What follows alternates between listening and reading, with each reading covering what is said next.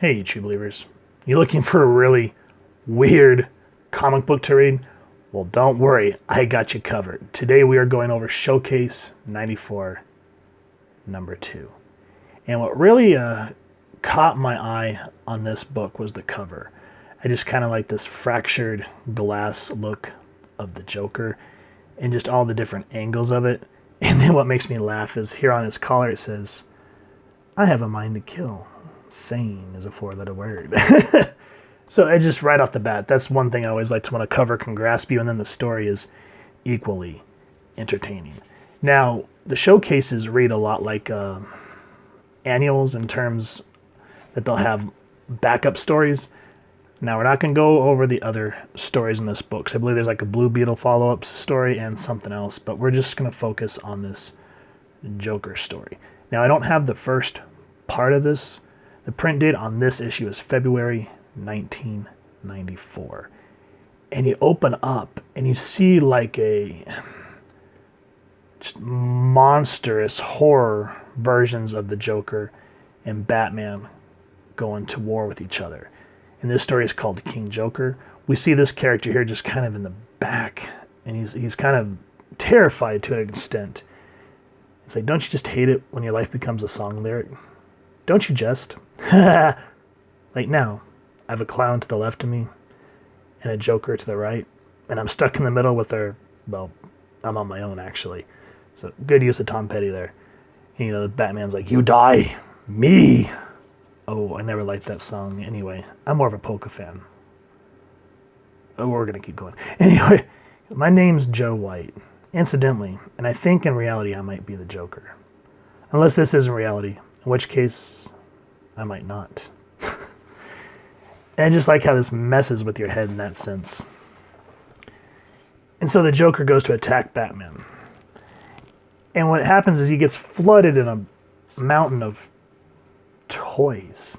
And so Joe here, we find out the narrator, goes, drown us in children's toys. Is that the best thing Joker can do? Where are the razor-wielding tin soldiers? The acid-spewing teddy bears?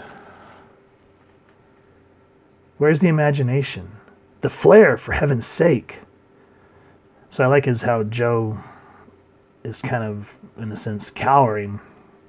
We see that this King Joker is kind of following him in the shadows. It really helps in terms of visual storytelling. And here Joe's holding a gun at Batman. He goes, I'm not his aide. I'm his enemy. But I'm your enemy too. Both of you are past tense, as far as I'm concerned. A moment of doubt now. If I was the Joker, I'd shoot, kill, aim true, with laughing, calm. So there's this duality going on, and you're just sort of like, what? Wait a minute. So I was a little lost at first. It took a bit of time. But you come and see Batman come and beat the crap out of Joe. And he's talking about how he's not fit for all this. But what I like is he says, if I was the Joker, right here. He says, now if I was the Joker, I'd snatch, grab whatever came to hand, and kill my enemy. So what I like is how at first this Joe White character is very unsure of himself. He's very cowardly.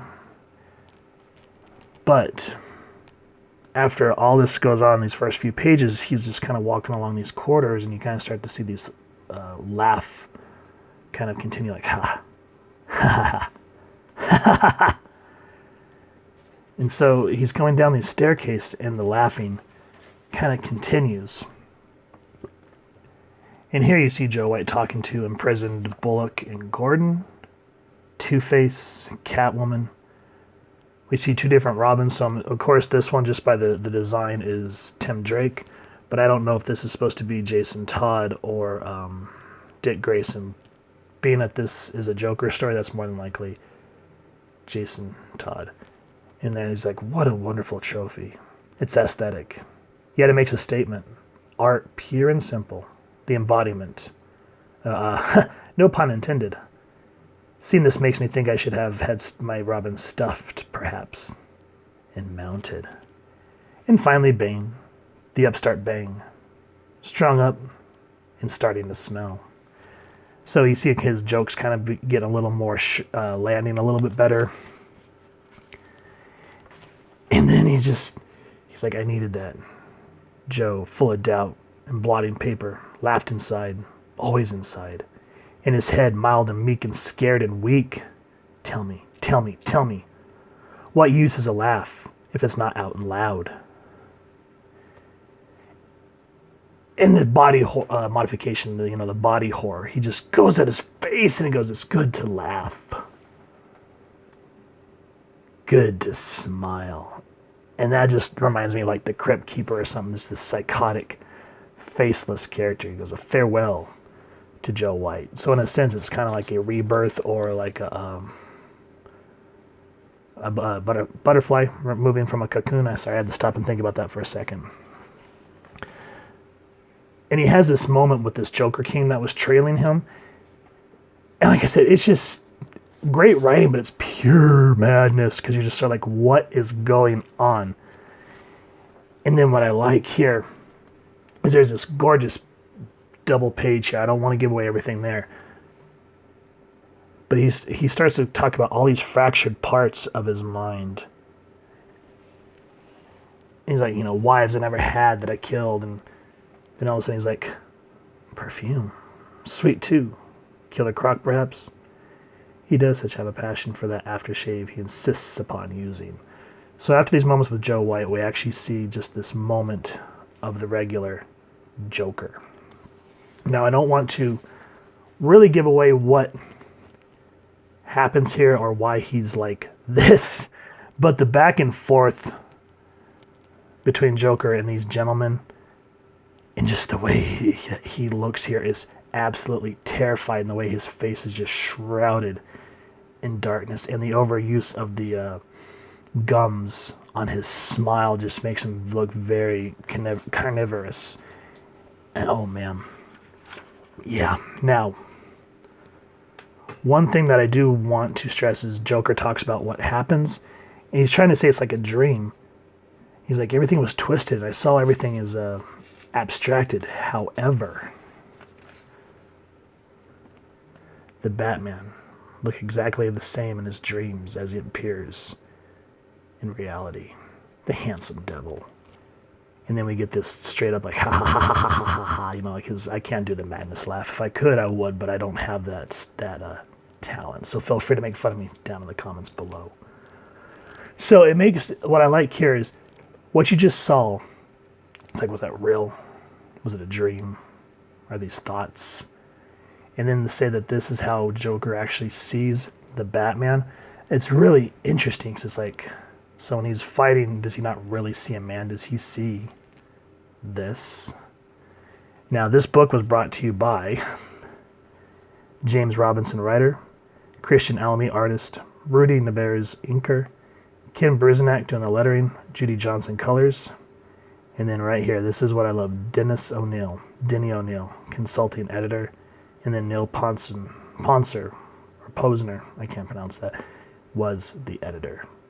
Now, again, as I just said, I don't want to go through the rest of this book because there's still like a lot of interesting stories to tell, but I just found that Joker one just really intense. Anytime we get into the Joker's psyche like that, it's a trip.